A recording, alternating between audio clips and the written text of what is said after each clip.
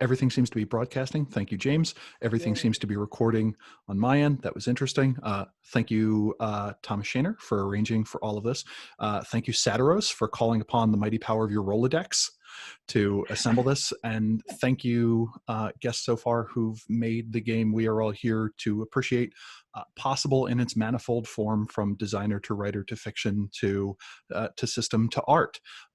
Since this will be going out as an audio podcast, if we could just do a brief round of introductions so people could maybe associate a voice with a person. I'm going to cheat and start with who I have in the upper left-hand corner and go from there. Our first guest is Bill Bridges. And my question is, how did you get involved in Mage? Oh, well, you know, I was at White Wolf when the whole thing was coming down. I was already doing Werewolf. So when Stuart turned the whole thing over, and we all said, oh, we got to help finish this thing. It was, you know, everybody ran off to their corners to start working on bits and pieces. Travis on the magic system with Andrew. Me and Rob Hatch on a lot of the antagonists and fleshing out the technocracy and stuff like that. So, yeah, that was Mage. Okay. Travis, you're Travis Williams, I believe? Yes. Okay, yes. Cool. There's no last name, and I didn't want to accidentally call you the wrong Travis. But Travis Williams, or a very early Mage writer, what was your first Mage project? Wolf Mage. Mage.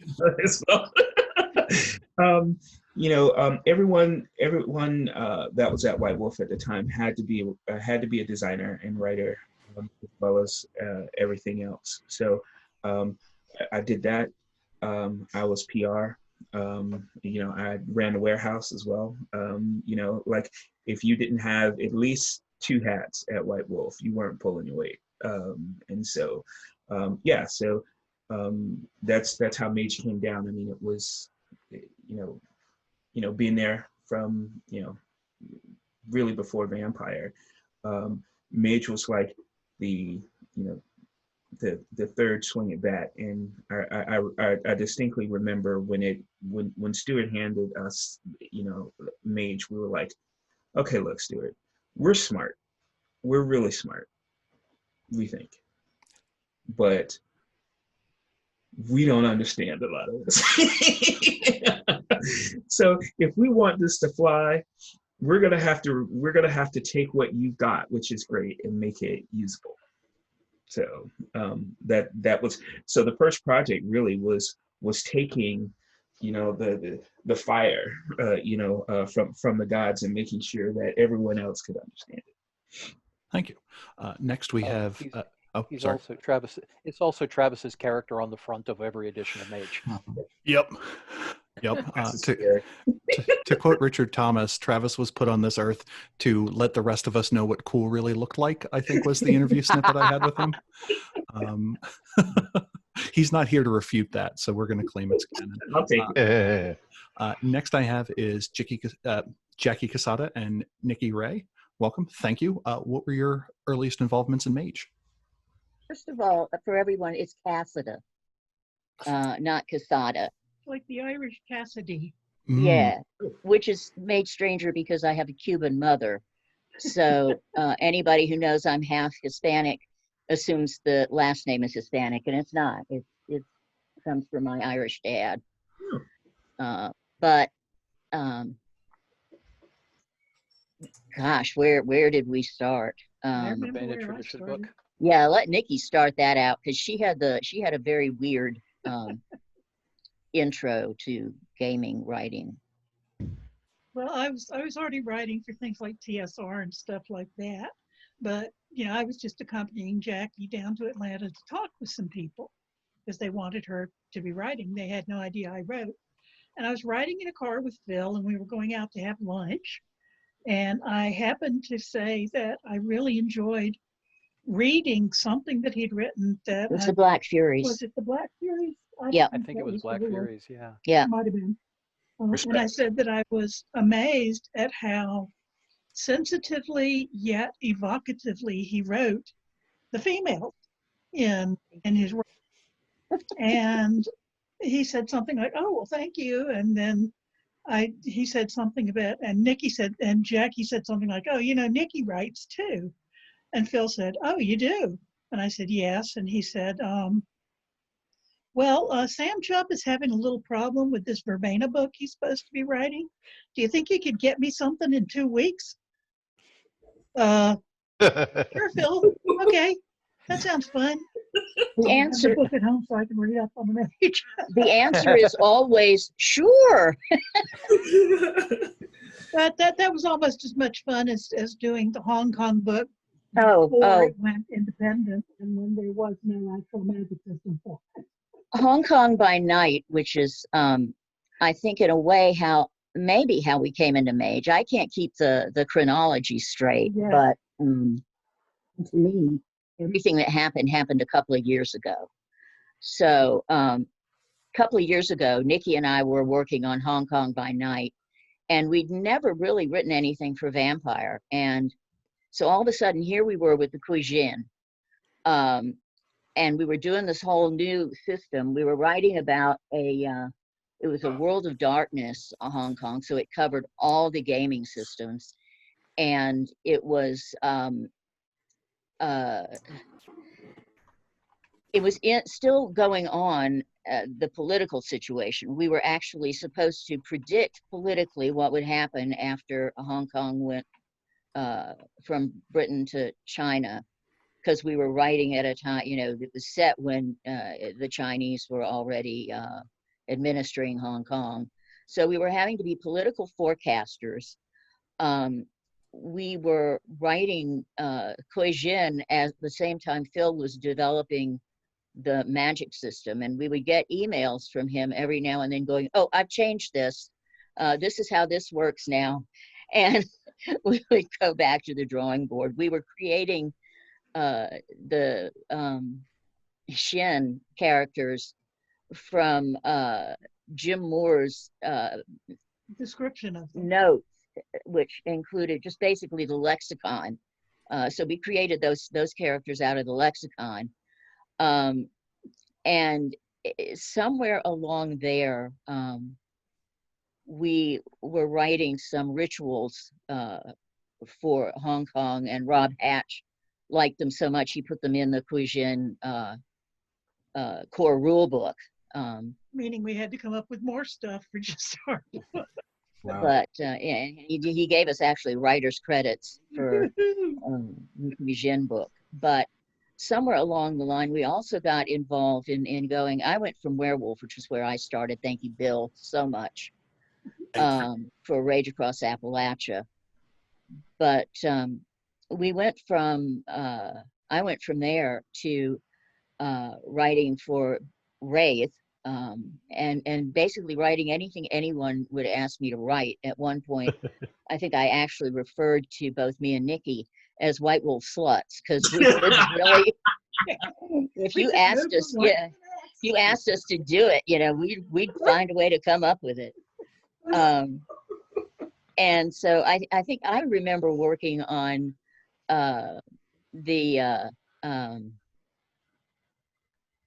keep getting the mixed up, getting Mage and Werewolf mixed up. The Dream Speakers, I think we worked a little bit on that at some point. You wrote that. The two of you wrote that one. Yeah, the two of you and I wrote that one. Yeah. Hello. Getting a little old. And that was such a cool one. I remember there was one reference in there to the, I was trying to be so thorough in my research.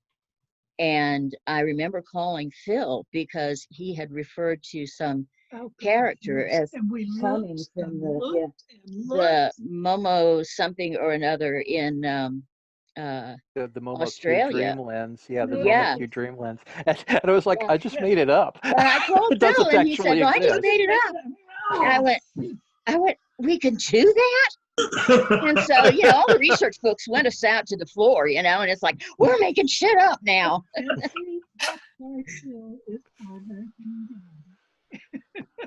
Nice. Maybe younger than us, but he's our writing dad. That's awesome. And next I have Satyros Phil Brucato. What's your involvement with Mage, Ben? I am that damn mage guy. Yes. I even as I talked about on some of the old episodes of Mage the podcast, I even tried to disassociate myself with Mage for a few years, which is one of the places where the Satyros name came from. Because when I had left White Wolf, I was like, fuck it, fuck all of it, and formed my own company and wanted a whole new identity and everything. But as I later discovered, in large part thanks to people like James, that Mage throws a very, I hate to say throws a shadow, because that has negative implications. Mage's legacy is pretty fucking awesome. And by way of people like James and our friends Adonis and Haris and Nina and Joanna, and my now late girlfriend Coyote, I learned that Mage's legacy had inspired people, while I was off creating Deliria and then trying to quit the role-playing game industry altogether, that there were these people who were growing up with Mage who I would occasionally run across, and they'd be like, my God, this game like changed my life. So eventually, in large part thanks to Rich Thomas, I kind of healed that, and to Bill Bridges, who got me back on the Order of Hermes second revised edition. I healed my breach with the World of Darkness and with White Wolf, and eventually with Mage, and then since then. To Mage 20, and I just had to step off as the line developer, such as that means at this point, because again, it was Mage is wonderful, and it is a huge responsibility. It's life Sorry. issue. Phil, like, if there was ever two things that were inexorably tied, it's you and Mage.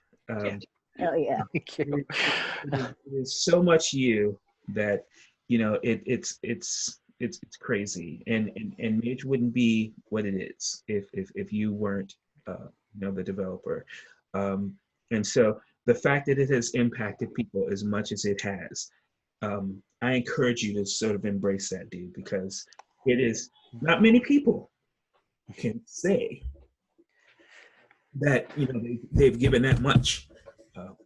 And Thank you. So don't run from that, dude. That's dope. That's huge. Thank you so much for that, Travis, because especially lately that's huge. I really appreciate that. Yeah, I'd throw it. Forever. What?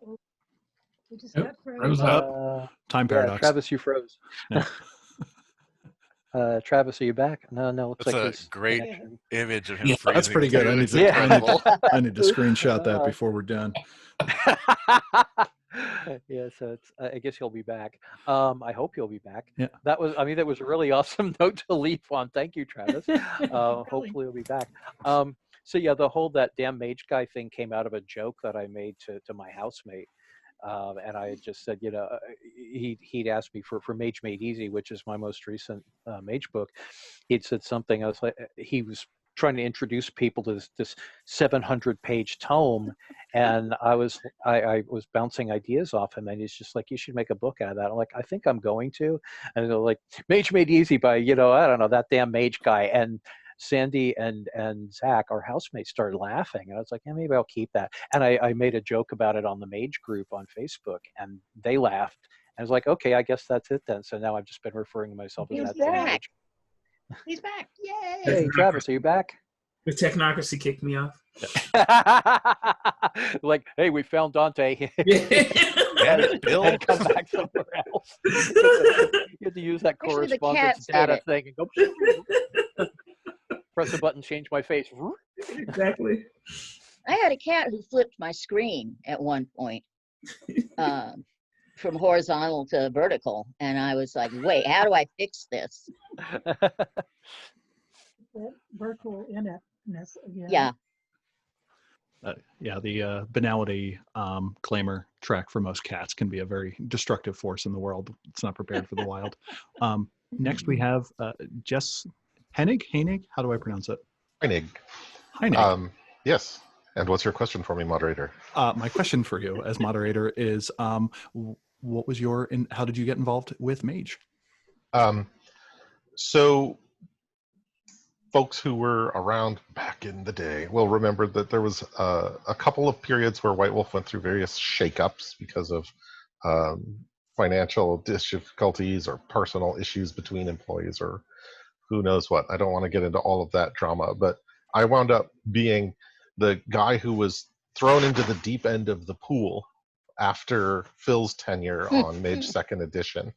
And one of the realities of developing role-playing games in the 90s and the aughts was that you'd release your big core book and then you'd start releasing supplements and splat books and what have you, and try to get a long tail on your game, a lot of sales for all these things. But typically people would like buy 40% of the sell-through rate for books compared to what you would get for your core book. And what that comes down to is that White Wolf was like, we need to refresh our core books every once in a while so that we can sell them again. We want to do a new edition of Mage because we just did a new edition of Vampire and a new edition of Werewolf. And there was a lot of arguing about like, well, Mage doesn't really need a new edition. Would it benefit from a new edition? And in the midst of all this politics, I got sort of plucked out as the person that could be agreed upon. Phil was like, yeah, I've worked with Jess and he's an all right guy. And the management at White Wolf was like, oh, Jess has been working here for 6 months. Yes, we can get him to do what we want. And so they agreed that I would be picked to work on Mage Revised. And that became obviously a hot topic. And I spent several years sort of stumbling through the dark trying to follow in Phil's footsteps as a Mage developer for the revised edition of the game, which had a lot of strong attempts to sort of steer the ship in a different direction and change the priorities of what the game was talking about, all while learning the craft of being a developer. So that was a kind of a crazy time, I think is a good way to summarize that. Yeah, I'm not going to say edition wars are dead, but they've certainly calmed down from what I remember in the early 2000s, thank goodness. Indeed. Yeah. Next we have Echo, last name Chernik? Chernik. That's right. Actually, in the Mage days, I went by H.J. Mckinney. I've been an illustrator for about 30 years now, and getting into Mage I was literally in college. My very, very first actual illustration job was for Wraith, for the Player's Guide, actually. And so I started, I was really excited, and I'm living in New York City, and, and we're gaming. And it was just a really exciting time in my life.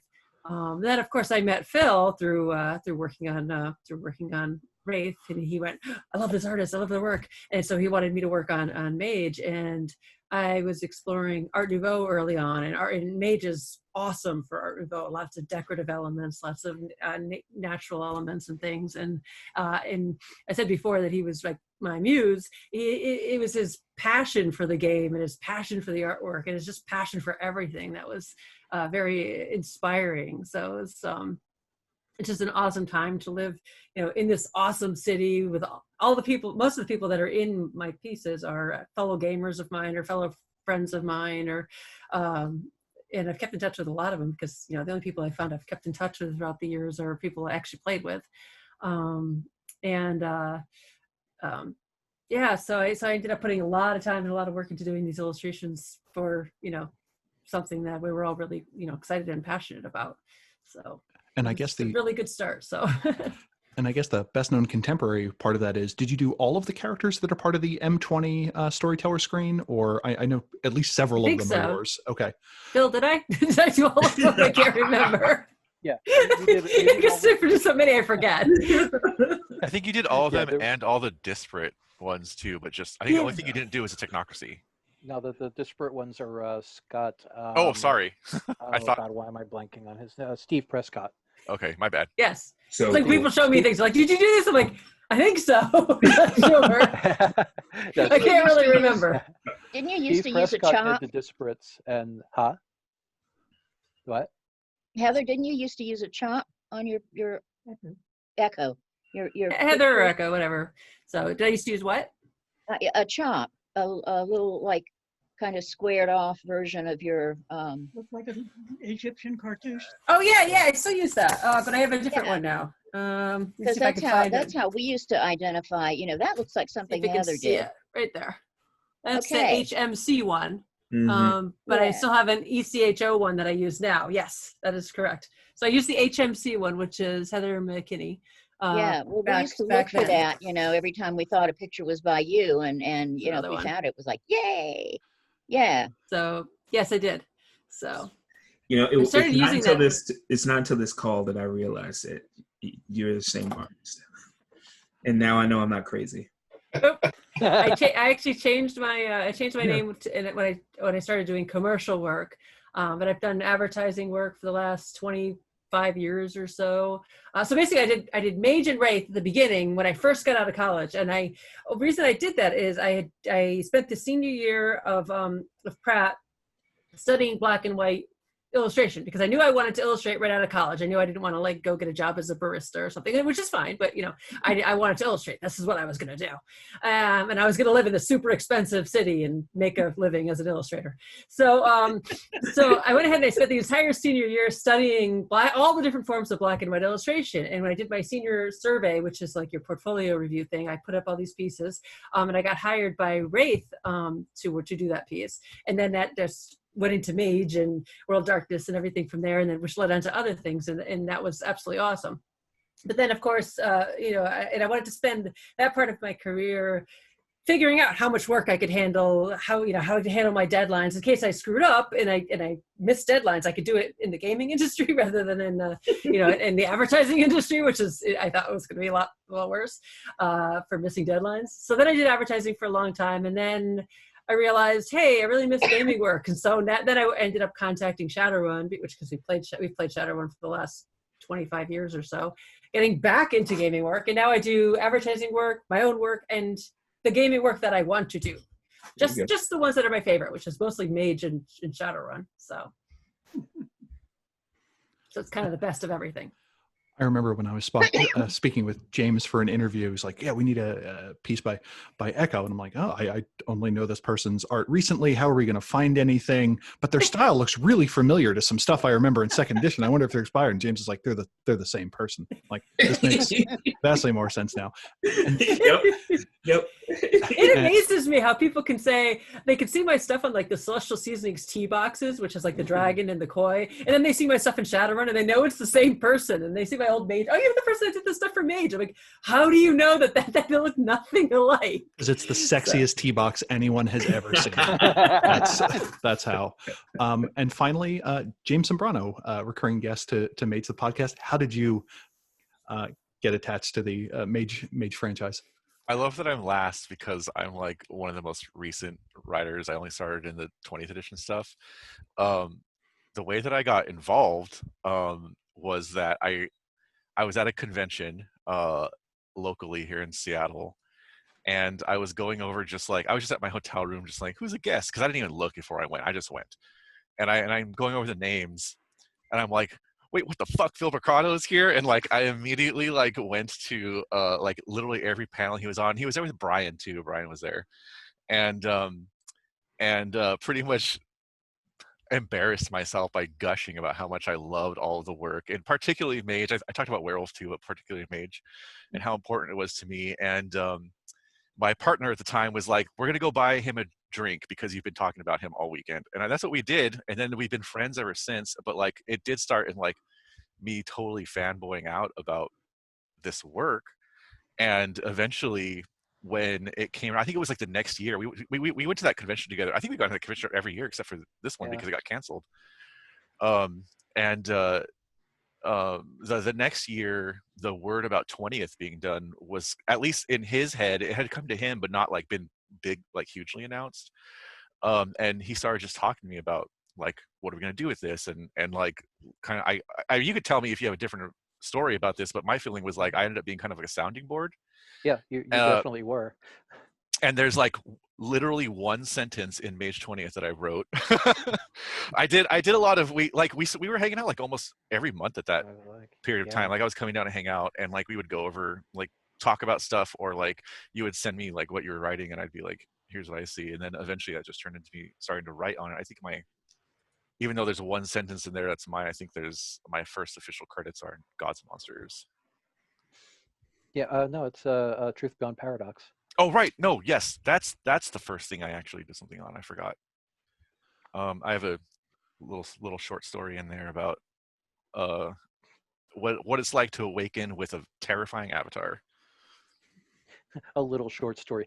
James is being generous. He's got my favorite story in the damn book. It's fucking brilliant. Nice. And I say that about a book in which Sandy, my wife, has a story, which is my second favorite story in that book, and which Shannon McGuire has a story in. So this says something about the level of the story that James has got in that book. James is fucking awesome. He's an awesome human being and an awesome writer. Thank you. And has been, you know, like you mentioned, James, the part of the conscience and new vision with 20, because what I wanted to do with 20 was not just to, you know, kind of present the greatest hits, but to present a mage for now. Moto ES Play. Somebody else just lined E5. Oh, that might be Mark. Since he was Is that Mark? It Yay! Maybe. I hope that's Mark. I know he was trying to get on a phone. That's what that is. Yeah, but yeah, I really wanted to have Mage be, you know, not a welcome back to the 90s thing, but having seen the legacy, like we were talking about a little earlier, that Mage has had. I'm like, I want something that's going to be really important to our world and our reality wars now. And a big part of that was getting past the preconceptions and cultural blind spots and awful things that we occasionally did back in the 90s, when we either didn't know any better or couldn't fix any better. And James has been part of that. Hiromi, who I'd wanted to get Hiromi in on this, but I haven't heard back from them, has been part of that. Jacqueline Brick has been part of that. Adonis Galatis has been part of that. But yeah, James, I think you were the first one. You were the first one in there, because we started talking about it even before I began writing the book. And I was like, I recognize we fucked up these things. How can we not fuck them up this time? There he is. Hey, Mark. Is it Mark? Hello, hello. Hi, Mark. If you'd like to unmute yourself and introduce yourself, our opening question is just, how did you get involved in Mage? I was dropped in by a stork, actually. A foundling. I actually and one of my fellow students, undergrad, Christian Ardo, I think had been working on Werewolf and was running a vampire game that a bunch of us were playing in. And he had asked at some point, "Why aren't you working for White Wolf?" And I said, "I don't know how to do that." And he was kind enough to take me to Tucker before I graduated and introduced me to Rich and Larry and a couple other guys. I hadn't met you yet, Bill. And they looked at my stuff and they remembered me from various conventions and said, "It's about time you started working for us." And so they got me started with Tales of the White Wolf. Elric was the first thing I did, which is great because he's my favorite character from Sword and Sorcery. So Yes. Yeah. So then after that, they gave me Iteration X. That was the first Mage thing that I worked on. And after that, I was hooked. I loved working on Mage, and I really enjoyed working with White Wolf. Nice. The first question I have is there a part of Mage that you worked on that you were the most proud of? I don't know what the best way is to go around the horn, or if anyone would like to start, or something that you point to and you say, I think I did a good job with this. If you're not comfortable promoting yourself, also, if you have a funny story of something that you think you messed up, we will take that instead if you prefer. Bill, is there something that you're most proud of or enjoyed most about working on Mage? Well, I guess Sons of Ether is my favorite part of it. So yeah, the Great Sons of book. the first Here. book, and then all the stories that I did for Dakion. So yeah. Yeah, the Mechanocracy as a cover for the Technocracy was an amazing idea for listeners. The Sons of Ether tradition book was one of the early ones, and it kind of set the standard for an epistolary style. That the idea would be on joining a tradition, you would get some sort of introductory material. In this case, it was an issue of Paradigma, issue 0, that just kind of explained the various factions, and it goes back and forth. It's one of the books that probably most thoroughly disagrees with itself, because everything is presented from at least 2 points of view. The Order of Hermes, the Celestial Chorus, a lot of other tradition books then took on that method of passing on information, and I think Sons of Ether was the first one to present it in that form. It was Virtual Adepts was the first one. Pardon me, the first one to do it in that epistolary form. So something else that Bill is probably too humble to mention is that he's the reason I got the job. Nice. That probably should have been my answer. Loading it off on the Phil. Woo! That was the best thing. Bill hired me for Werewolf about a year earlier, and I started working on Werewolf stuff, and my life was a complete catastrophe at that point. And I called him while they were doing the all hands on deck thing, and I was originally supposed to be writing a book about the Technocracy, and I was like, you know that thing that you do for Werewolf, I want to do that for Mage. And he's like, no, you don't. And I'm like, no, I do. And he's like, you have no idea how hard this job is. And I'm like, I don't care.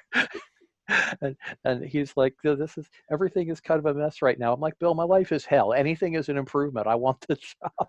So he opened the door, and I stuck my foot in it, and well, here we all are. Jackie and Nikki, was there a part of working on Mage that most stood out to you, or that you're most proud of? Well, I think we both enjoyed working on Dream Speakers. Personally, I liked the 2 short stories I did for the Mage anthologies that featured the relationship between a celestial chorus, Joanna, and a progenitor named Gideon, and particularly liked the character of Joanna because she was an exclaustrated nun, and I wanted to be able to use the word exclaustrated, which is, if you're a nun and you decide you want to leave the convent, you spend a year being exclaustrated, which means you're pretty much still under vows, but you live out in the world. You get kicked out of the cloister. And you're allowed to, to see if this is really what you want to do.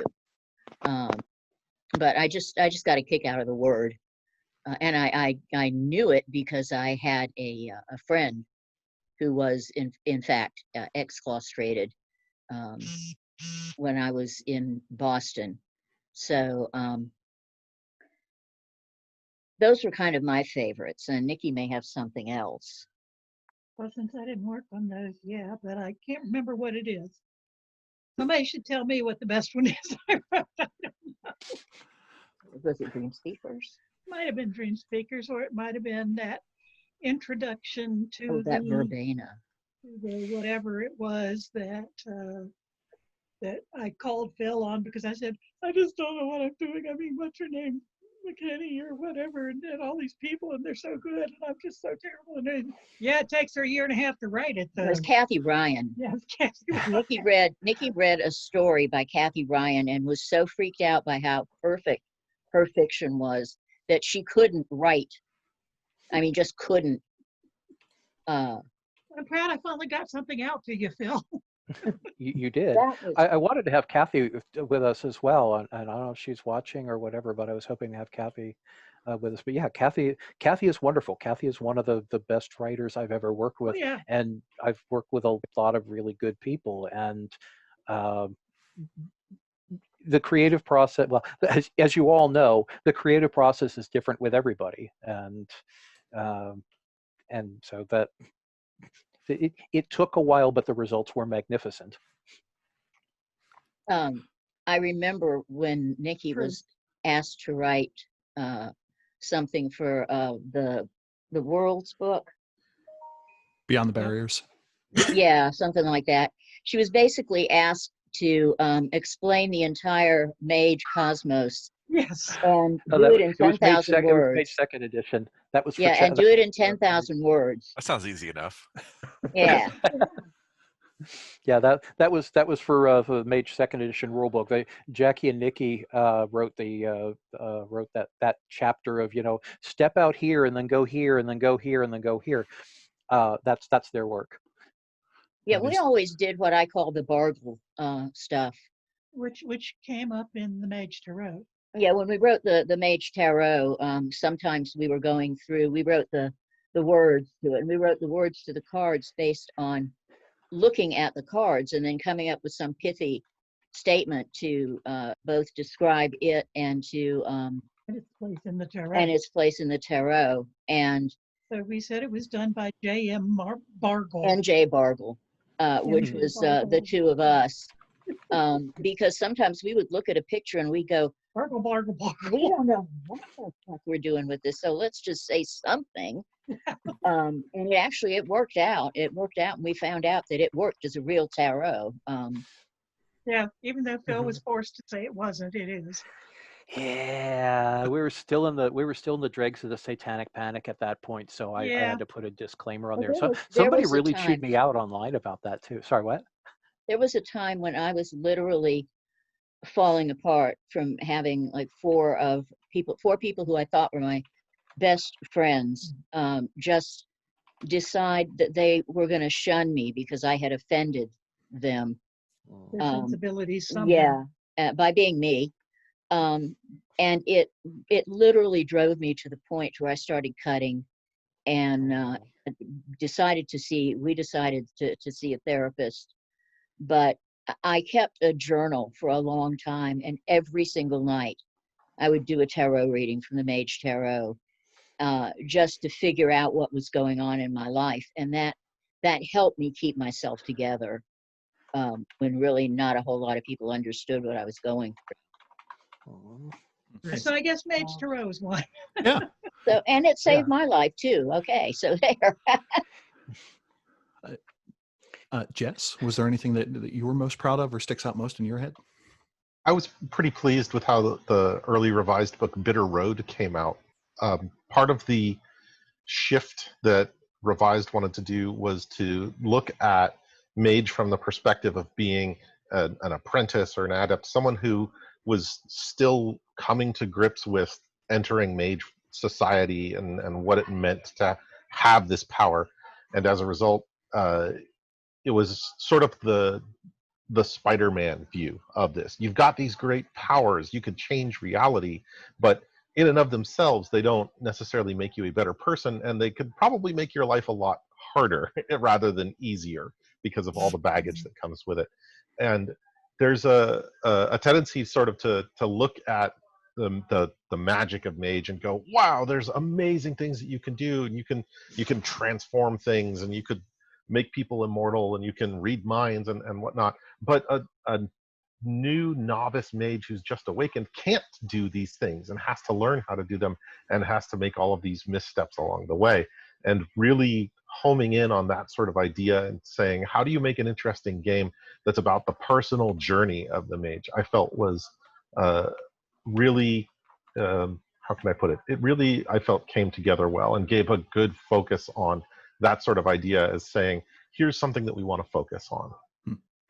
And Bitter Road is interesting because you had Initiates of the Art and Masters of the Art, which came out in second edition, and then the Disciples book that came out in Revised. So it was kind of the only one of those that came out across editions, and it proved to be an interesting focal point to reconsider what the game was supposed to be about, or what the direction this edition was kind of going to go in. Yeah, and it's true that Initiates had previously sort of covered the ground of here's what it's like to be new to being a mage. But with Bitter Road, we wanted to sort of get to the idea of not just here's what it's like to be a novice mage from the perspective of studying magic and what your limitations are with magic and how you learn about your foci and about your paradigm and about overcoming your limitations and dealing with your avatar and whatnot, but also how that affects your life day to day as a person living in the world of darkness. Live like you're a person who's living in a home with an address, with a job, with bills to pay and whatnot. And then you have this giant pile of metaphysical stuff that is dumped upon you. And what does it mean? And how does that affect your character and their characterization and their story? And the idea being that your stories are going to be relevant because they're relevant to things that are important to your character or that trouble them or that are problems for them. And not just because it's like, and today I learned how to use a forces rote so that I can blow up hit marks. And while your character will do these things along the way, it is a bitter road, learning that there are lots and lots of problems and lots of baggage that come with being an inheritor of a reincarnated power that gives you the ability to reshape reality.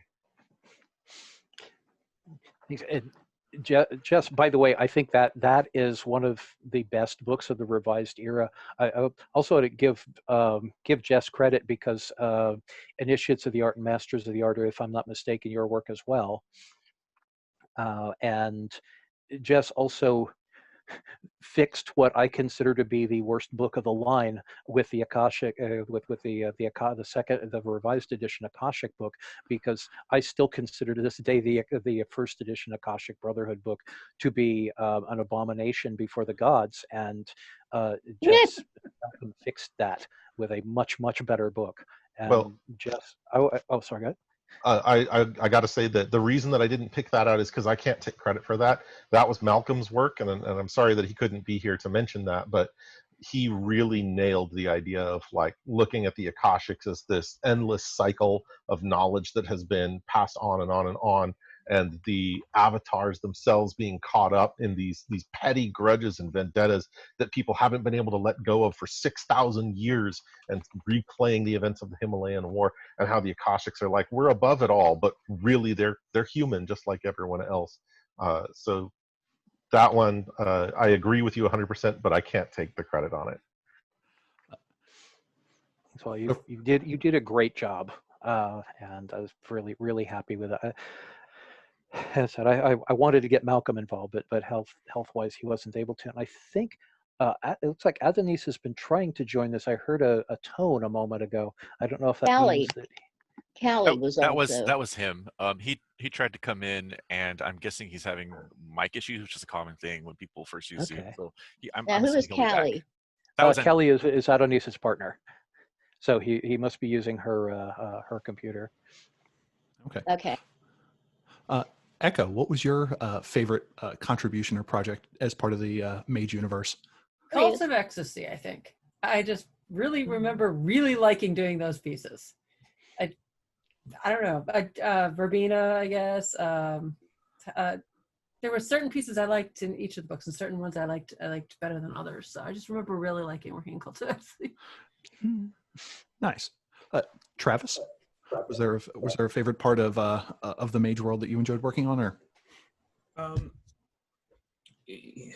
I think since I was a kid and first learned how to program,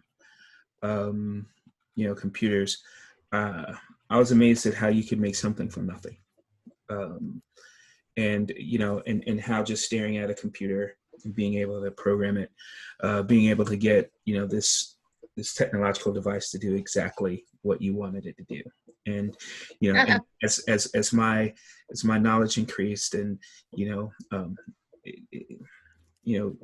virtual adepts were, it wasn't a mistake that that's what I was drawn to. If you read the dogma of virtual adepts, that is Travis to his core. And so because it was magic I could believe. I mean, like I said, when I was 50 years old, when I was in the 5th grade, and I discovered systems for magic, and then later on, doing design work on Ars Magica,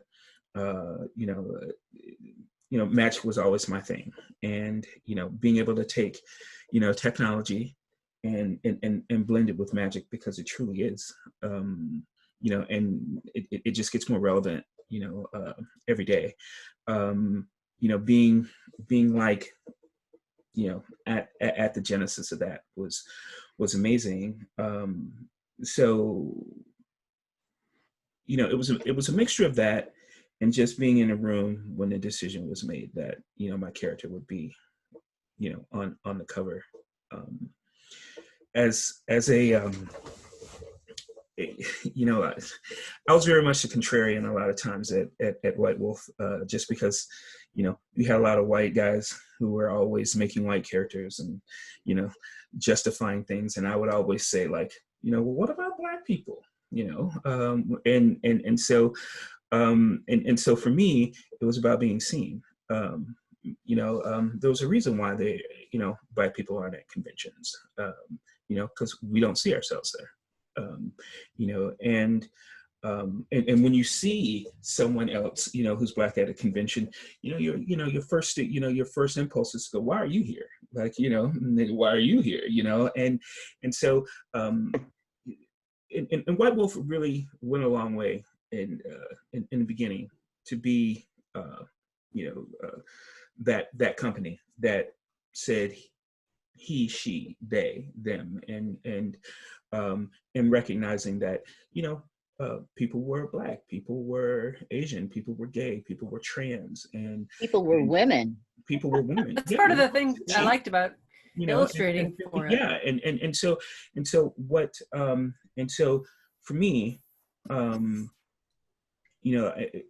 look, and I could say that I love all of the World of Darkness, sort of settings equally, but it's really not true.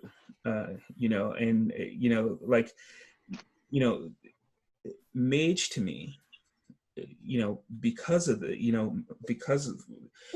my relationship with magic, just was the one that really hit home for me the most, and to be that key character, and the last thing is, and I talked to Phil about this, is when we had literally 4 weeks to rewrite Mage to something that would be the first edition. It was Herculean, to say the least. It was tense, and we told Stuart, "Hey, dog, we love you. Go sit down." We told Mark the same thing. "Hey, Mark, we love you. Now you go sit down. Like, we've got this." And being in that room, in what was, now I know is a scrum from doing a lot of agile management, every day with the designers there, and just being able to look to my left or look to my right and seeing someone who is extremely gifted and being able to say, "Hey, how are you doing?" and them saying, "I got this." And there wasn't a question in my mind as to whether or not they had it. They had it. Okay. And talking about that and remembering that gives me goosebumps right now, because, and I tell Phil this, and I've told Bill this too, it's like, I've been now in games for 30 years and I have never, ever, ever had that high like I had in that room doing Mage, ever. And in my projects now, I'm telling you, like, I'm in the $100 million range as far as, projects are concerned, and I don't get it. It's just not the same. And so, yeah, my character's on the cover, but being in the presence of that greatness when this was going down at the beginning, life-changing. Thank you. I was going to say really quickly, that's one of the things I liked about Mage was doing the diversity, illustrating. You have the freedom to illustrate all different types of people. I love illustrating lots of types of people, all different body types. If you know my work, I have just all different body types, all different types, all types of relationships, and I've always loved doing that. And that was one of the things about Mage. I got to really explore that, and so it's still in my work. So and you always look, and when you have these relationships, and you're always like, well, who's right? And Mage basically said, yes. Who's on first? And that is beautiful. Who is right? And Mage says, yep. All perspectives are valid. Amen. And that's dope. So we had Mark join. Mark, would you please introduce yourself and say how you got involved in Mage and maybe a part of it that you worked on that you're most proud of? Me? Yes. Oh, let's see. I started with Tales of the White Wolf. Rich, that was actually kind of fun because I'm sitting in the office with Rich. We're talking about Mage and sort of the whole line that had come out up to that point. I think it was like 1994. And he goes over to his desk, pulls out the original Brahm artwork, The Tales of the White Wolf. I'm holding Elric. I'm holding original artwork by Brahm. My favorite character. Yeah. And I'm looking at the door, and I'm looking at Rich, and I'm looking at the door, and I'm like, I think I can get to that door. You know, but then he just started talking about when can you start, and I said ASAP, and he said, well, I'll give you a couple of weeks to do an Elric, and so I had to rush back home, and I skipped graduation, which in a way was sort of like the icing on the cake. Because for some reason, all through education, my teachers most of my professors never liked the fact that I was a fantasy artist or that I was interested in fantasy art. So the fact that I could basically skip out on my graduation, I mean, I was going to get, my diploma and everything. So I was just like, screw you guys, I'm working. And did Elric, then got Iteration X, and it was just space trucking from there. Mage is easily my favorite, that point in my career, that point arguably even in my life, that from which so many things flowed. It really was a wellspring. I got to know the White Wolf guys like friends. Phil became my brother, and yeah, absolutely, mad love Phil. And I just worked on some of my favorite projects. I thought, oh, I like this Iteration X stuff. I like Cyberpunk. What I didn't realize is that I really love the Sons of Ether. Once I got the Sons of Ether, I said to Rich, anything Sons of Ether, just give it to me. I'll take it. I'll do it, because I really love that genre, because it just, everything fits in it, from H.G. Wells to Ghostbusters. It all sort of worked really well on a personal, like the personal end of things, but on a collaborative end, I have to bring back as Cult of Ecstasy was an amazing ride. I really, really enjoyed Cult of Ecstasy. And then from the collaborative, just, Phil and I brainstorming about so many different things and talking, I think the creation of like the Ngoma, if you remember Phil, like some of the from the Sorcerer's Crusade. Yeah, I mean, we just created these things from arguably whole cloth. And people looked at them as though, they're looking up the National Geographic to see these, these different groups of people that technically don't exist. Yes, yeah. As though they were real. And I think that's wonderful. And I think it's part and parcel of like the game itself. I have friends who eschew the world of darkness. I think it's too real for them. But when looking at Mage, they said, I think you pretty much have to be a mage to play this game.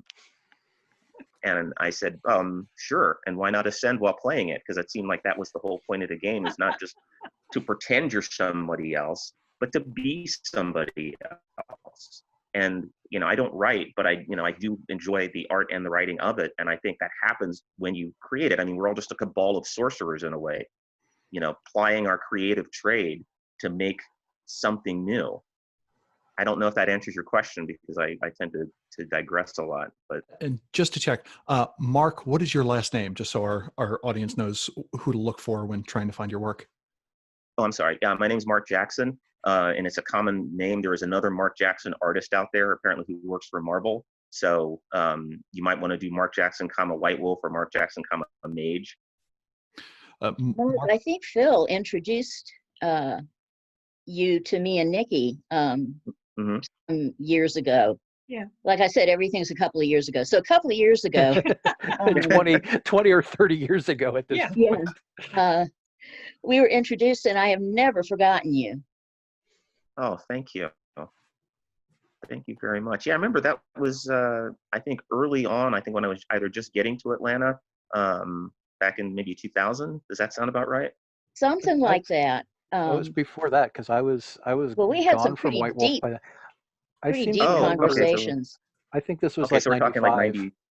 Oh, It was yeah, like I guess you're right. 95. You're right. Yeah, The because it was. volcanoes were smoking on the horizon and pteranodons still dotted the sky. So Yeah, it's yeah. hard to. I don't do dates anymore. I mean, I gave up. Mhm. The gauntlet had not yet risen. Yeah. Yeah, everything was a couple of years ago. Okay. Satyros, is it possible across your 3 million words to pick a part that you're most proud of, if anything? All of this. I mean, just the fact that all of us are here, that I know you all, that I work with you all, and I love you all, and I love the fans, and I love Mage and Terry, you know, for doing Mage the podcast, and I mean, it's all of it. This is, I mean, I am known for lots and lots and lots of words, but I don't have words for how this feels to be a part of this. And so, yeah, all of it. I think synergy works. I think that's a word that works for me, and I equate this from an RPG standpoint, or just from the idea of putting a concept together and getting it off the ground. This is to me like NASA, like a moonshot. It's like all these different people got together, shared a vision, while at the same time bringing their own to the game, and made something that was more than the sum of the parts. Well Yeah. said. The Well hidden said. figure. Yeah. There's something I want to give credit to some of the folks. Well, I want to give credit to everybody, obviously, but when I first got the the copy of the big purple book, and Ken Cliff, handed it to me, I was like, how much creative freedom do I have with this? What can I do? And he says, it's all yours, but we don't have the slightest idea what to do with it. And at the beginning, I didn't really either. It was like, wow, this is great. What the fuck? Oh my fucking God. So when in the first few months there, I basically, was in constant conferences and scrums, like Travis was saying, with Bill, with Travis, with Sam Chupp and Kathy Ryan and Bill Bridges. When Owl Going Back was coming by the offices to work on some werewolf stuff with him. And when I met Mark and Nikki and Jackie, and just sit down with folks and go, okay, what can we do? How can we make this better? How can we? There's this little kind of jagged piece over here called the Thanatos. It doesn't work. How can we fix it? Dan Greenberg also, and Darren McKeeman, and Echo, and I would just sit down. Sometimes at one point, Brian and Kathy Ryan and I were living together, and the three of us were sometimes up till literally dawn, hashing through this mind-bending shit that you could only talk about at 5 o'clock in the morning when your brain was tired enough to actually let go. As I remember it, the idea of Marauders becoming so detached from from consensual reality that they literally fell through it. As I seem to recall, that's something that Kathy and I came up with at like dawn one morning when we were living together. But just, I couldn't I mean, obviously I couldn't have done this without y'all. But in the very, very early days, when I didn't have the slightest idea what I was doing. One, Bill, you were my mentor. When poor Bill's office was down the hall from. I'm like, Bill, how the fuck do I do this? I just deleted everything I wrote. Fuck, please. I had no idea how to use a goddamn computer at that point. Bill was like teaching me that. Bill was helping me hold my shit together, because that was just a crazy time in my life. I was also simultaneously writing the Black Furies tribe book for him, while also with Steve Brown and Jim Moore writing the Book of Chantries for Mage, which was the first Mage book under my imprimatur. And Bill was unbelievably patient and unbelievably helpful in just helping me keep from completely losing my shit and showing me how to do it. We had a mentorship thing back in the old days, where the previous White Wolf line developer would show the next line developer how to do the job. And Andrew showed Bill, Bill showed me, I showed Jen, and Jen showed Ian. And so there was that, definitely that passing of the torch and passing of experience, hard-won experience by really long hours. One tradition of taking developers and dropping them right off and saying, "Here you go." We don't know. I mean, when I came into the Werewolf, there was this whole, okay, the next book up is Rite of Passage. Sam's written most of it, and then right after that, there you got Book of the Worm. So I talked to the author who's doing Book of the Worm, and he says over the phone, "I'm not doing that book. I don't know what you're talking about. And this is due out in like January, and it's September. What the hell?" That was the story of White Wolf. But you took the ball and you ran with it really well. I can tell you that, Phil, if you didn't know what you were doing, it was the best obfuscation I had ever seen in my life. Thank you. Look, Bill had always been a Zen master, though. Which I found, extremely funny because, here he is writing about, raging werewolves the whole time, and I was like, have I ever seen Bill freak the fuck out? I don't know if I have, but but it was always the Mountain Buddha. Yeah, so so now this is sort of my reality crumbling to some degree, because I always looked at Phil like he's got to know what's going on here, right? Like, I mean, come on, Moses, make it happen. This is funny because Sam told me, and I wanted to get Sam involved in this as well, but I didn't hear back from him. Sam told me when I came down for the interview, this was Dragon Con '93, which at that point Dragon Con was before Gen Con, and I came down for the interview for Dragon Con, and Sam comes up and he says, "You're the guy," and I'm like, "What do you mean I'm the guy?" And he says, we did kind of a ritual to focus. He said things were really kind of crazy when we were putting the Mage book together, and he said a couple of us got together and we did this thing, and we asked for somebody who would kind of help the pieces fit together. And he says, "And you're the guy." I'm like, "Thank you. I don't know if I have the job yet, but thank you." Did you get a hat or anything, or like a stave of office, or? The funny thing, the funny thing is, and the folks who worked in the office can vouch for this, is like about a third of us, I think at the time, worked barefoot, and my introduction to Brian Campbell was him coming up to me. I think I'd taken my shoes off or something. He says, "Ah, fellow shoe shunner." And Sam was one of them as well, and that's around the time when he's like, "You're the guy." I don't know, maybe it was because I was barefoot. I don't remember this because I don't think I was barefoot when I came for the job interview, but it was something about that. But I distinctly remember you ever Brian wearing shoes. It's a culture, like I said, it was a culture of weirdness. I mean, I remember like when we're in a house in Stone Mountain, and there's a knock at the door, and we answer the door. It's Rob Hatch, and I don't know how he found us, but he just basically said, "You need an editor."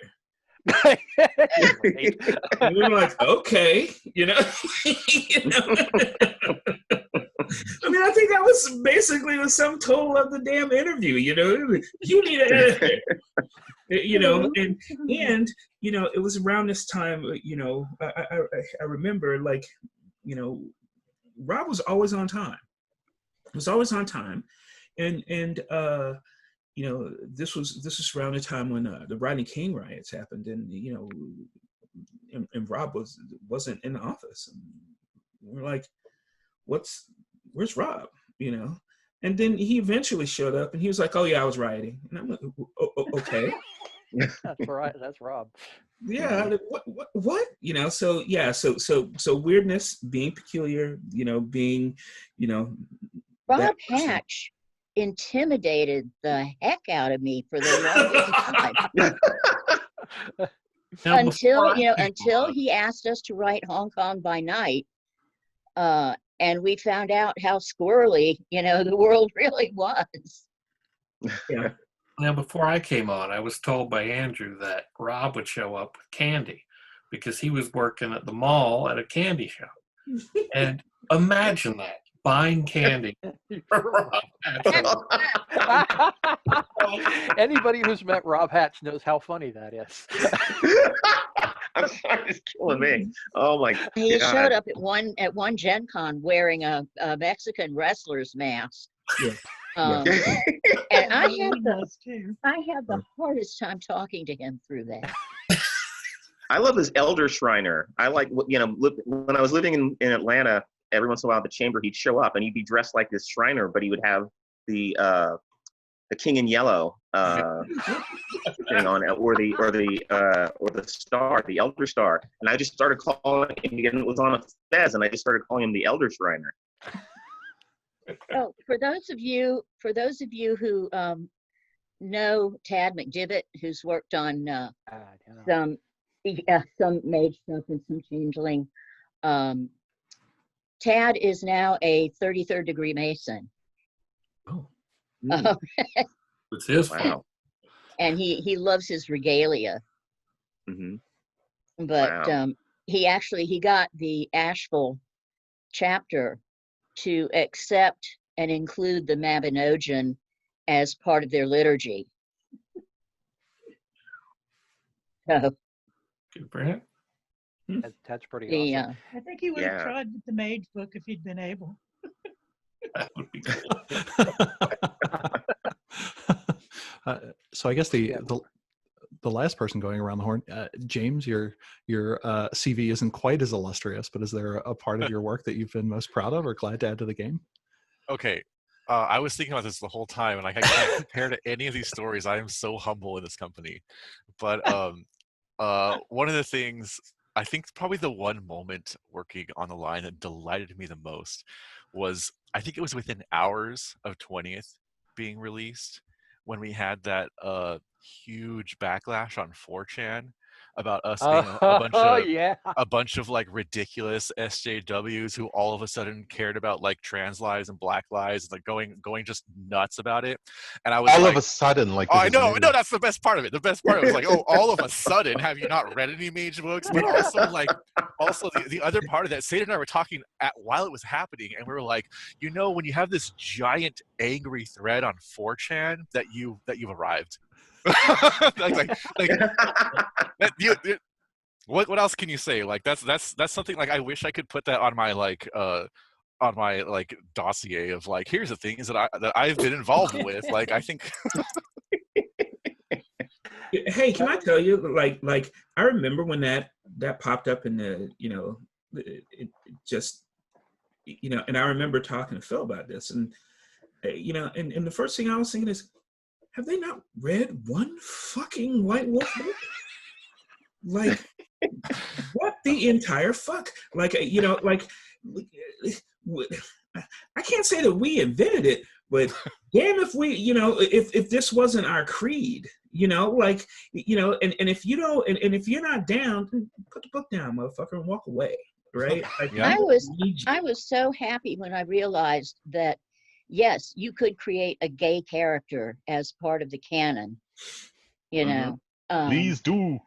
Yeah.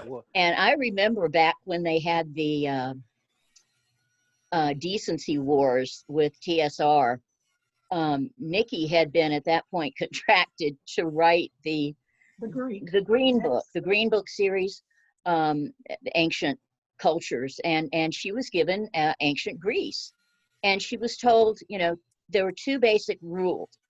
You could not mention slavery, and you could not mention homosexuality. Now, write the book. Okay.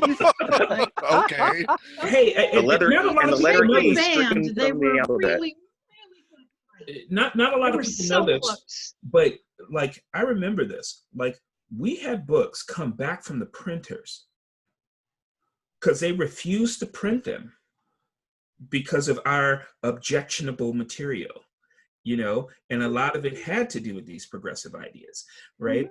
And so, and so that's why when this popped up, you know, I was just like, these people don't know half of the shit that White Wolf went through, you know, to get this done.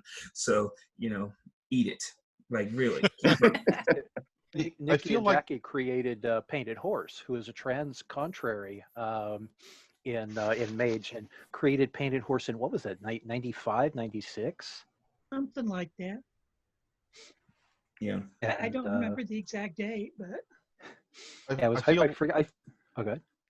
Sorry, I was going to say that I feel like this ties nicely back to that comment back at the beginning of the chat here about all of the designers at White Wolf being people who in small ways or big ways were outsiders to some degree. And so of course we wind up working on games where you're playing monsters and outsiders and people who don't fit in regular society.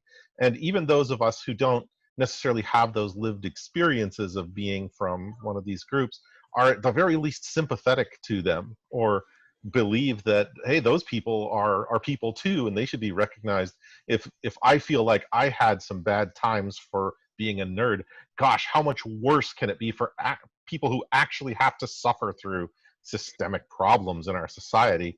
And all of us came with that preloaded sort of idea that we were being given an opportunity to speak on behalf of people who had felt like outsiders, who had felt marginalized in some way, who had felt that they had never gotten to be represented or been forced to live on the fringes of society.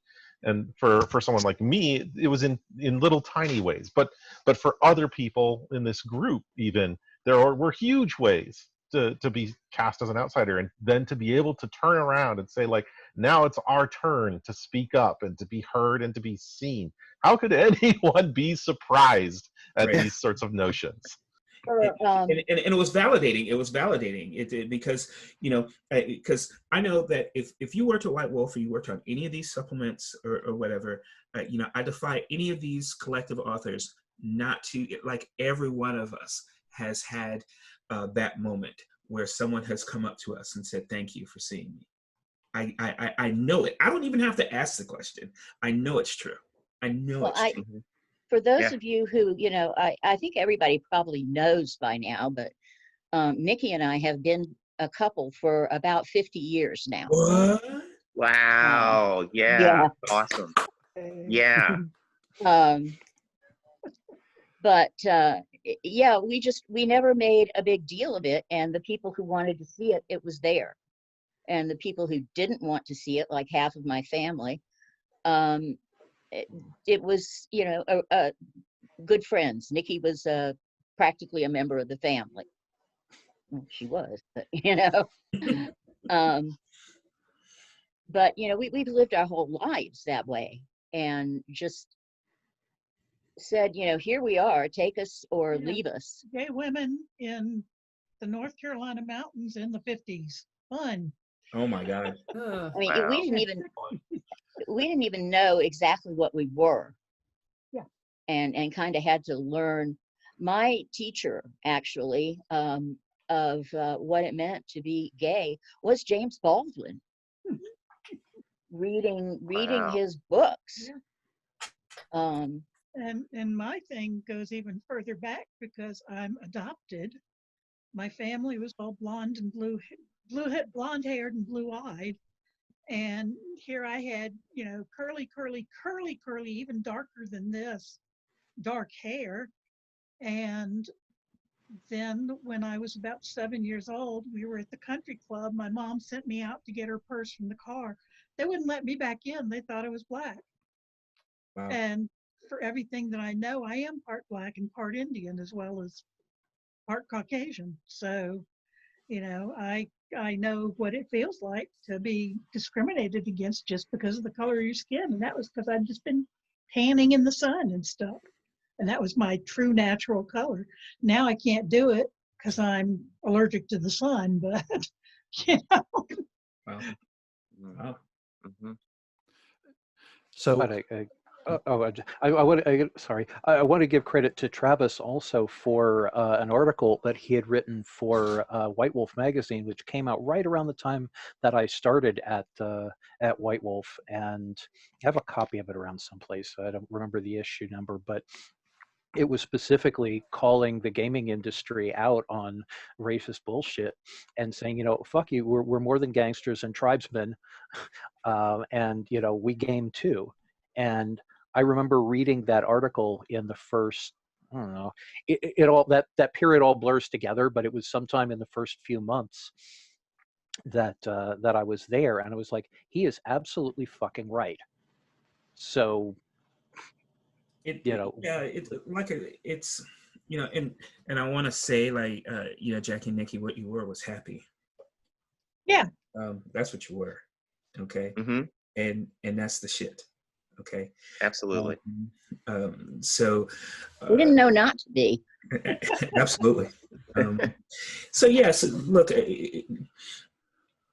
it's I think it's our lot in life, to be this representative, and it just gives me, every time, we don't have to focus on the news of the day. We already know kind of, what it is, but I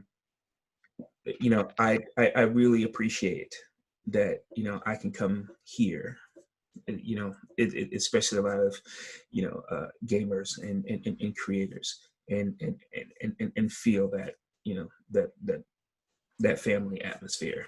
It's real important to be seen and heard like that. So yeah, and we love you for who you are, not what you are particularly. Absolutely. So love you guys. sorry, Terry. Go. Oh no, that's who you are and what you write, or what you draw. Yeah. What you photograph or whatever. Speaking of the what you write, say there is a hypothetical where Paradox says, hey, we want a slew of more M20 books, and they approach you for a pitch. Is there one more Mage book you would like to write or like to see written? Disparate Alliance. Yeah, James got it. I would. Aging Mage. I would love to. I would love to have done the Disparate Alliance. We had it. We started working on it, and it got the from the rights holders. But and I really would have loved to have done a book for the traditions, like we were doing for the technocracy. I even had a title for it, which was Traditions Restored or Traditions Reborn. I forget which. I had it written down at one point, but it's a moot point. There's still a slight possibility that James, Rochelle, Isabella, Hiromi, and I might do a Disparate Alliance book for the Storyteller's Vault. Something like that would be a gargantuan undertaking, and we would have to sell in numbers that would justify getting that amount of work, and we'd also have to commission art, because there's not enough existing art available in the archives to do that book properly. But I would still really love to do that book. And so yeah, that would be the traditions book also, but especially Disparate Alliance. When the word count started creeping skyward on Mage 20, I had looked at what I'd been, what I'd commissioned and what I'd written, and just gone, fuck, where can I cut stuff? And I was looking at the Disparates. I'm going, no. No. And Sandy and I had a talk about it. I think, James, I seem to recall you and I talked about this too. And I just said, this, to me, the Disparates were kind of the core of this is a Mage for now, because the technocracy is painfully 90s. We actually tried to do a technocratic reorg, and again, rights holders, which was CCP at that point, said no. And the traditions, as we all are familiar with, have pluses and minuses and blind spots. And oh my fucking God, what were we thinking? It was 1993. But the Disparates were, to me, the group that really needed to be represented and be representing most. So I was like, I'm not going to cut that. I'll start chainsawing other shit, but I'm not cutting that. And I wish we could have done more with it. And I hope someday we get to. Bill or Jess, was there anything that you would like to have seen added to the canon, or one idea that you really would have liked to seen explored? Go, Bill. Oh, geez, I don't know. It's been too long. I Oh, don't no, know. that's fine. That's fine. More Sons of Ether, Society of Ether. Excuse me. Here, here. You know, an update to Mages in Space would be pretty cool to see, or a new version of the digital web.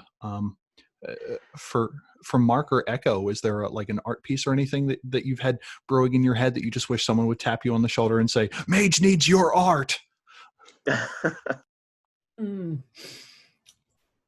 There's always more art to make. If you ask me that, I'm like, ooh, I want to do more. It's More Jody Blake Does the world on really need more on Jody space Blake? octopuses. Yeah.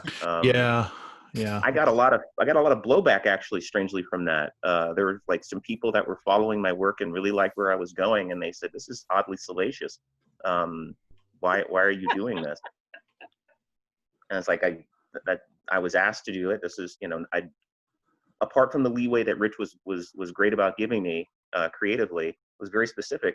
They wanted Jody Blake on an octopus, something roughly Lovecraftian, and I thought, well, how's that? And they liked it. I liked it, but strangely, some people thought that was a little too sexist.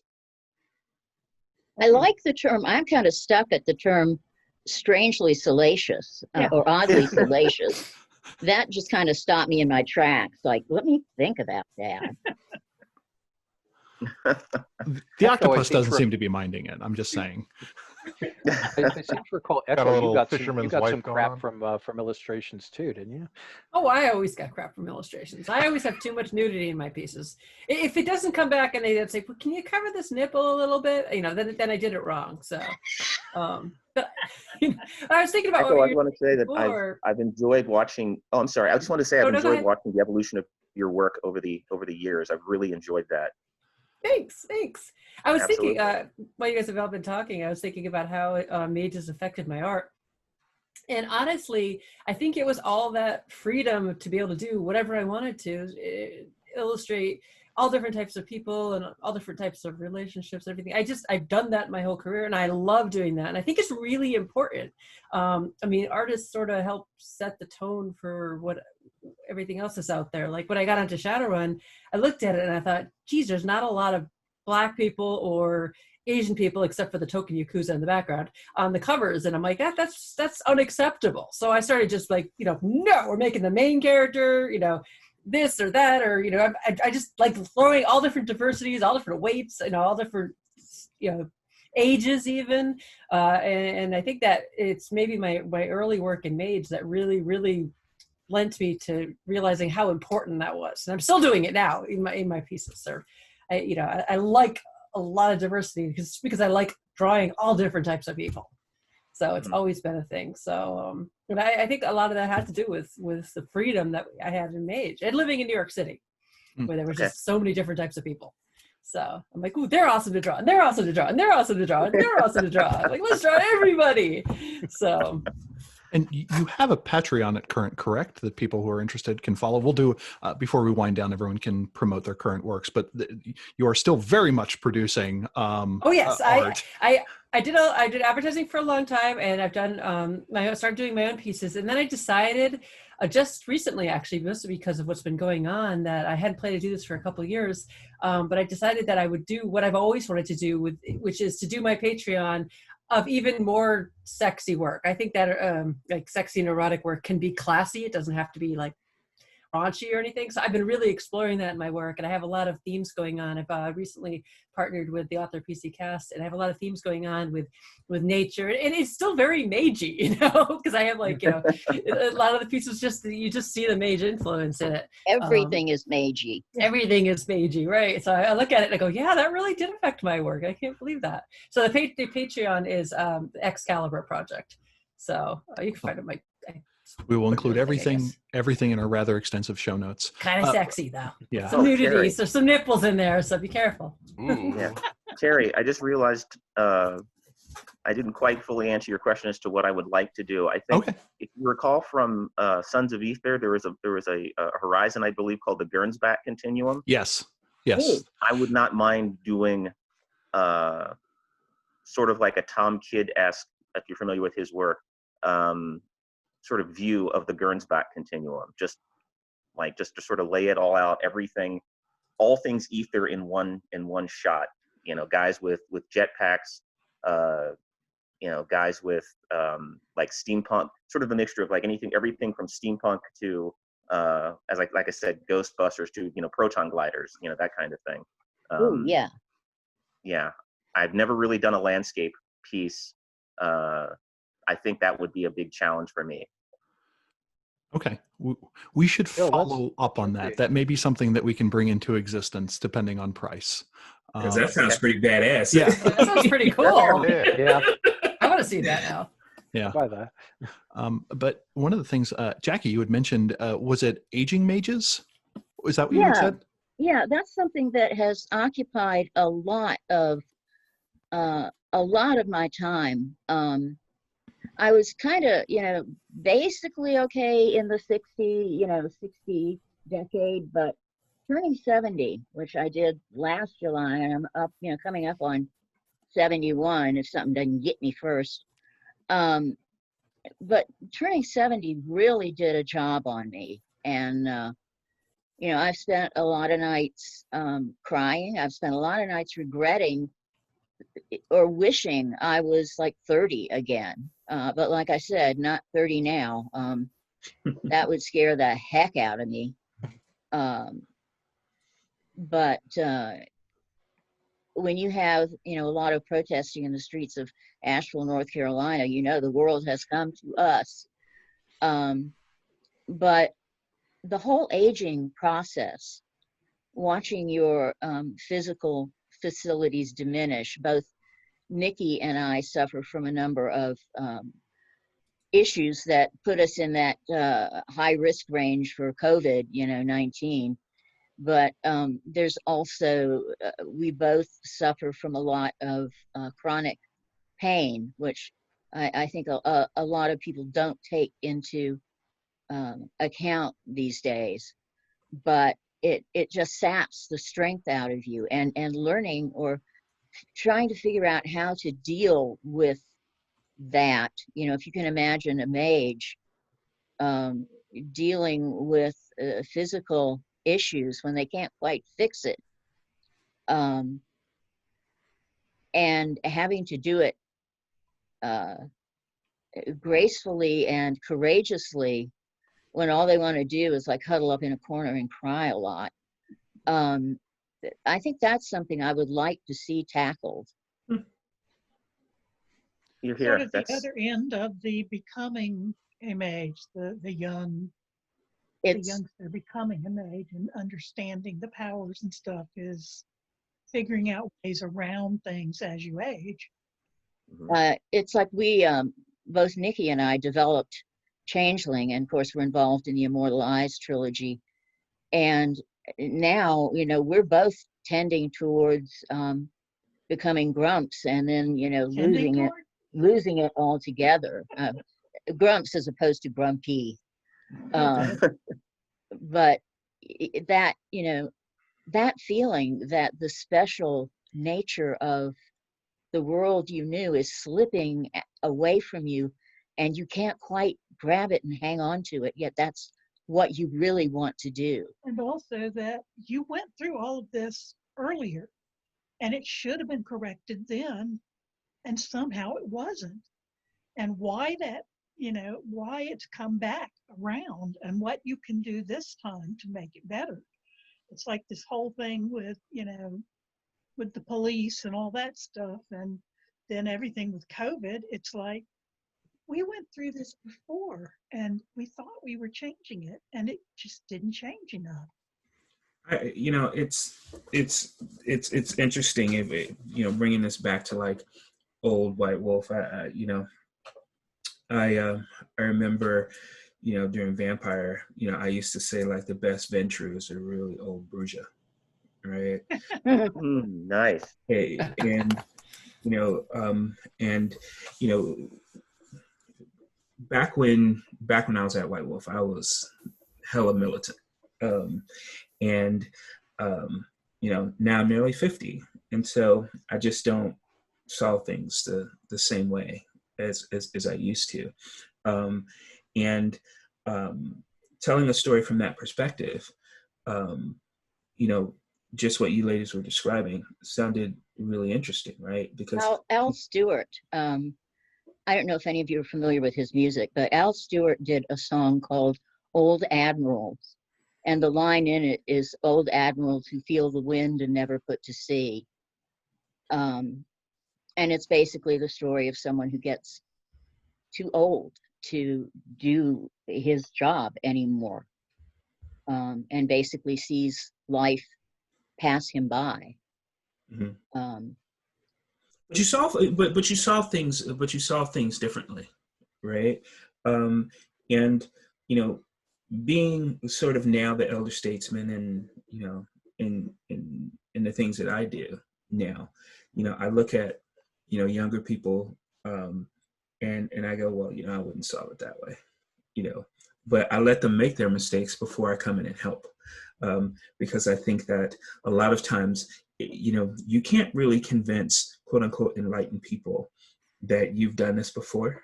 And so instead of warning them against it, you know, I have gotten to the point now where I just speed them on their way to disaster so that they can learn it the hard way.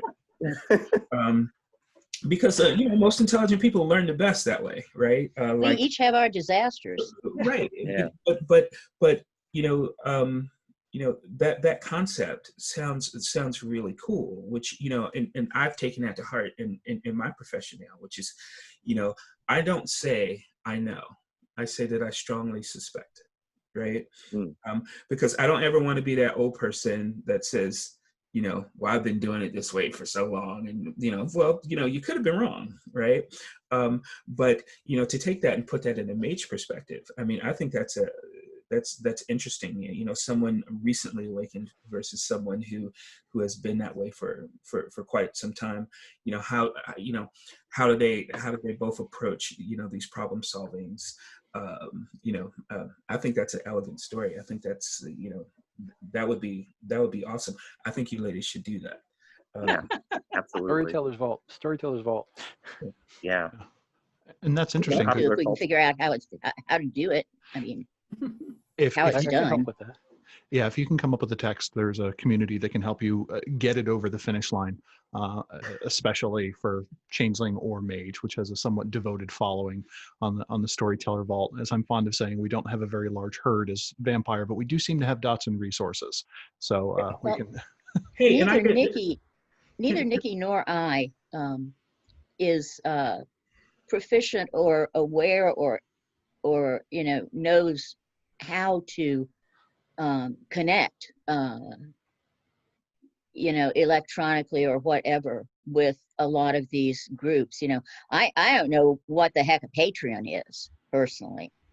You know, there's a whole bunch of stuff that I just Patreon's missed. a fundraising platform, sort of like Kickstarter. Do you know what Kickstarter is? I know Kickstarter. It's Patreon's like that, but it's like an ongoing monthly thing. It's like taking the concept of an artist having a patron, which would support us and be able to let us do our art and do, you know, and explore what we want to do. But it's like taking one patron and splitting it up so that you can have 100 people donate $1, $5, $10 a month. And so it adds up to give us a certain amount of money so that we can create things. And then we share it on monthly. It's like you can go to the Patreon and you can see, oh, the artist has made this new thing, and oh, they're sending this exclusive thing. Oh, I get to see this first before anybody else. So it's a subscription based thing instead.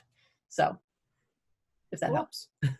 Yeah, look, and I can tell you, like, from the outside, once again looking in, I mean, I remember when Mage went on Kickstarter, right?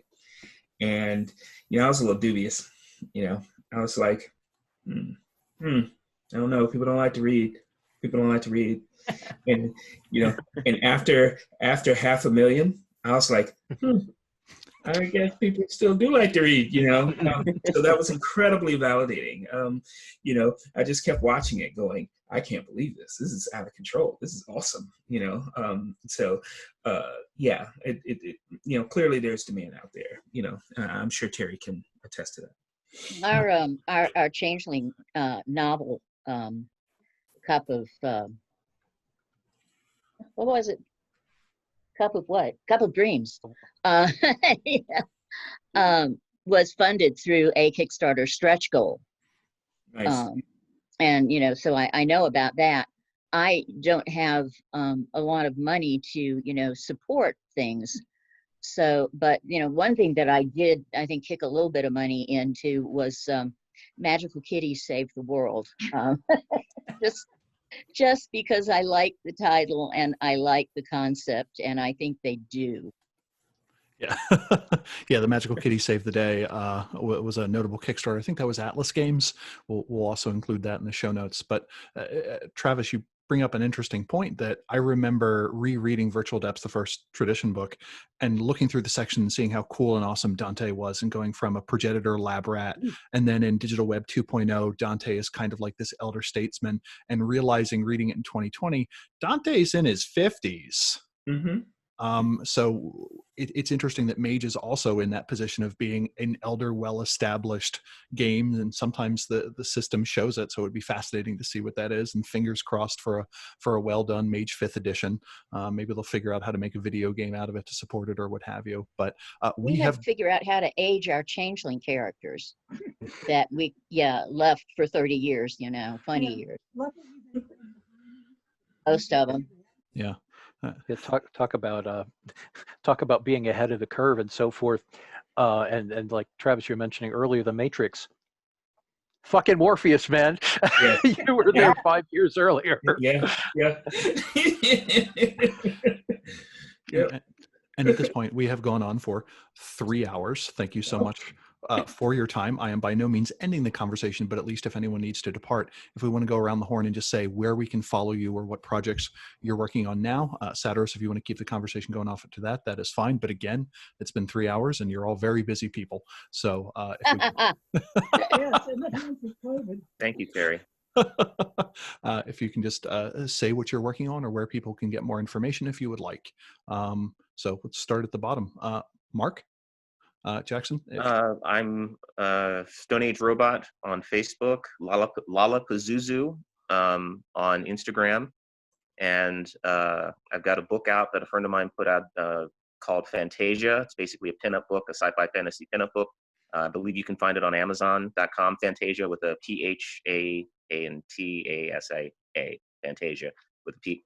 So instead of Fantasia like okay, got it. Disney, Fantasia with a PH. I am rapidly writing. And Komoda.com, KIMOTA.com is another web place to find some of my artwork.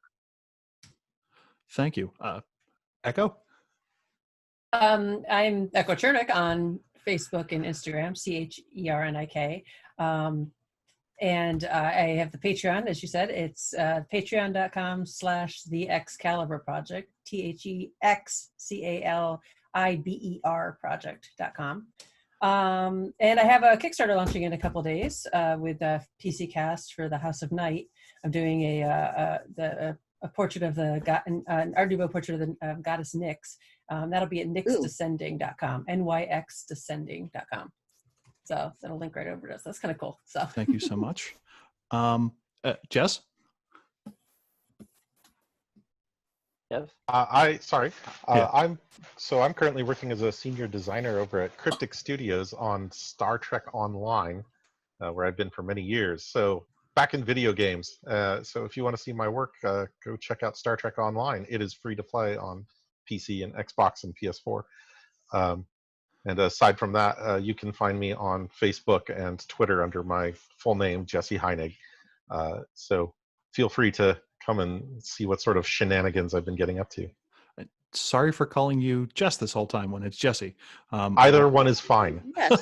With the power of editing, I will change all the times I have said that. So makes no difference to me. I actually went by Jess while I was at White Wolf. I tend to go more by Jesse these days, but it doesn't really make too much of a difference to me. And Jesse has a wonderful Twitter account. I've been following it for a while, and it has a whole bunch of little gems that get just dropped into there. Bill, what are you up to? I know you recently did Fading Suns, among a number of other projects, but what's in the pipe now? Well, still more Fading Suns. We got more books coming out. We had a successful Kickstarter for the new edition. And people can still, up until tomorrow, I think you got about 24 hours left, go to gameontabletop.com to do a late pledge to get all those Kickstarter items. after that, you'll be able to get it through the Ulysses store, but not at. There's some items that are exclusive to that Kickstarter, so last chance within 24 hours.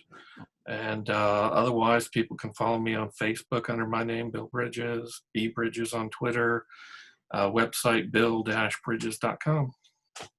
Thank you. Travis, apologies if I already asked. No.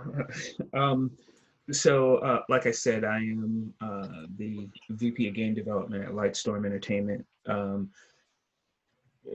Everything that is Avatar, is gaming wise is under my purview.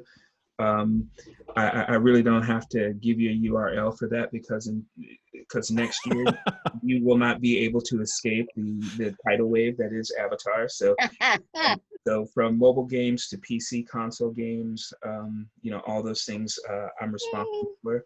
On sort of on the side though, I'm doing this project. We call it Tech Nubians. So it's TECHN00BIANS. So Tech Nubians. It's me and some fellow, Black engineers and artists and whatnot. And we always get asked the same questions a lot of times, like, how did you get into gaming? How do you get deals? How do you get those things? And so we're starting a podcast. We've got about 6 episodes now that we've done. We're going to be releasing pretty soon, and it's going to be a weekly thing where we're taking people, and you don't have to be you don't have to be a person of color in order to enjoy it. Obviously, we just did it because we feel like we just don't have that representation, and we're trying to take the new people who want to create magic and show them how. So I'm trying to become Dante in real life. Jackie and Nikki? Oh boy. My biggest project is getting out of bed in the morning. We are actually working on. Well, yeah. We are we're working on a book of all things fairy for Two Kings Games. Randy Price. I put out a plea at one point when we were in need of several $1,000s to just have some major repairs and go on with stuff, and we had zilch. And I just finally went on Facebook and said, if there are any of you out in freelance country willing to hire me, we really need the money. And Randy Price jumped on it and sent us a chunk of cash that we desperately needed. Another friend of ours, Leah Robin, who works for the CDC in Atlanta, wanted us to consult with her on a Shadowrun game, which I did. Which Nikki did the both of the work on. I came up with a few characters, but that's essentially the one what we've been doing. Yeah, the book on the Fae is the Fae realms of sort of a book that is based on Norse mythology, if you will. So nice. It's including Fae from all kinds of different places. But I have a presence on Facebook under my name, Jackie Cassada. I don't have any podcasts or I think I may have Instagram and Twitter accounts, but I don't really use them that much. I've been trying to convince Nikki to get back on Facebook. But they keep telling me I don't exist, so Well, if I'm a virtual inept, she's a virtual inepter. The 10th tradition. Yeah. Oh no. It's like there are my current favorite joke is there are currently 3 kinds of people: those who can count and those who can't. I love it. James, where can we find you? I'm on Facebook as James F. Sambrano. On Patreon as JF Sambrano. I think I'm on Twitter as JF Hi because I made that account a long time ago. And I'm working on Sadie and I are both working on the other technocracy book that's coming out. That's a big one. Well, I mean, he worked on a big one too, but I can't remember the name of it. What's the dossier? The dossier. That's right. We're working on that. But the big project I'm working on right now is Werewolf 5th Edition. One of the primary writers on that. Awesome. And yeah, I'm having I'm writing. Don't mess up the hey, don't mess up the Silent Striders, okay? Well, listen. I'm not the primary person on them, but I early on was like, I want to get in on this. I want to get on the Striders because like it's kind of obvious. Like anyone who knows much about me is like, oh, is James working on Werewolf 5th Edition? Then obviously he's working on the Pure Tribes. But like I was like, can I write on like Silent Striders too? Because I feel like there's so much room to talk about like Black Diaspora and that. I don't even want to pronounce that right because I always read it. Diaspora. You can tell when people are more readers, right? When speakers. And I'm like, and like so much it gets skipped, and like there's like a lot of historically there's been like some questionable writing about like Romani and stuff like that with them, and I'm like, let's just talk about like Africa and like your home. Like not everything Africa needs to be Egypt because that's like so problematic in and of itself. So I don't know how much I'm going to be able to get in there that way, but I'm trying to give them my love. I'm like the secondary writer on them, so I'm trying real hard to give them my love. Make it happen. Yeah. And finally, Satyros, where can we find you? I have my Patreon. Is Satyros, just want to double check that. Patreon.com Phil Brucato. And I didn't even know you had a Patreon. Yeah, I got a Patreon, and I got a lot of stuff on there. I said Terry is one of my biggest, I think my biggest supporter there, and I've been doing everything from mini games and micro games to excerpts from novels I'm working on, to commentary, to pictures of what books I'm reading that week.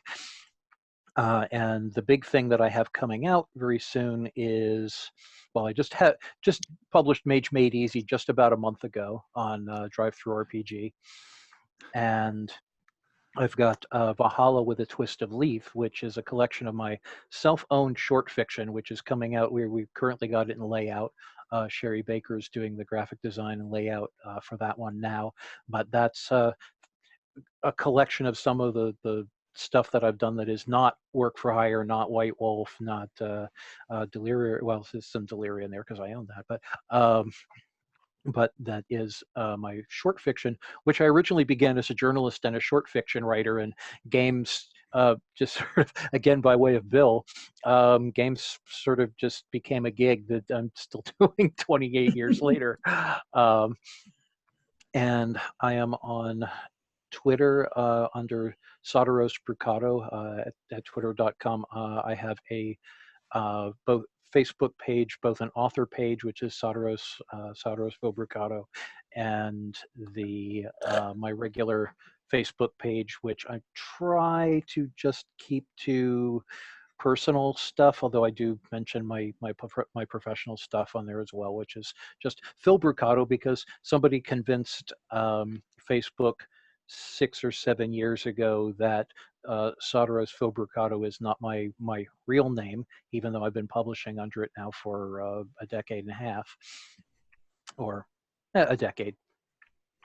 And so they made me stick with my birth name, which I don't like, but that's Phil Brucato on Facebook. And I also have, and which actually Echo is part of this as well. I have a novel coming out shortly that Echo is going to be doing the cover for. Yes, which is we called need to Red talk about Shoes. that today. Thank you. Well, what? It's the a name of novel, Red Shoes.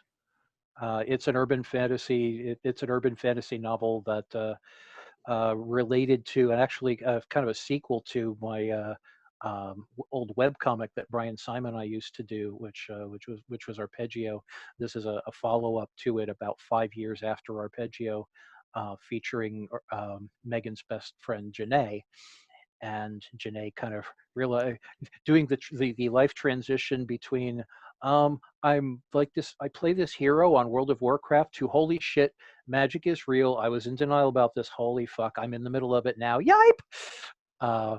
And that one's finished. It was edited by Laura Engelman some time ago, and I've been shopping it around. And then when COVID hit, all the publishers went kind of into freeze and the bookstores shut down. So I was like, I don't want to wait 6 or 8 years for this book to come out. If it ever comes out, I'm going to fucking put the thing out myself. So I'm hiring Echo to do the cover, and I'm going to be doing pre-orders for that shortly. I said Mage-wise, said I have Mage Made Easy. I am currently juggling a few Mage projects, again, for Storyteller's Vault, Technocracy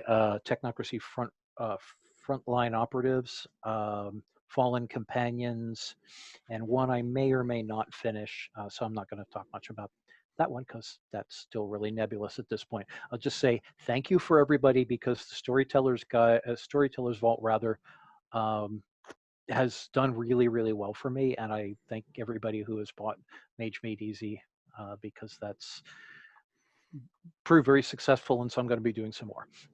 You made silver twice. Yeah, I fucked up on the layout the first time, and I had to take it back and redo it, and it went silver again like a week later. It went silver within 24 hours, and then I had to take it down, and then it went silver again within a week. And so, thank you. And it's still selling really well. That makes me happy. And like I said, I in order to avoid future problems like the first time out, I'm going to be commissioning people to do illustrations. Brian Syme definitely, and probably some other people to do illustrations for the future ones. So anyway, that's what I'm doing. Thank you. And with that, James, Bill, Jackie, Nikki, Satyros, Jesse, Echo, Travis, Mark, thank you so much for all you've done for Mage and the Mage community and the cumulative hundreds of thousands of hours and enjoyment you've made possible.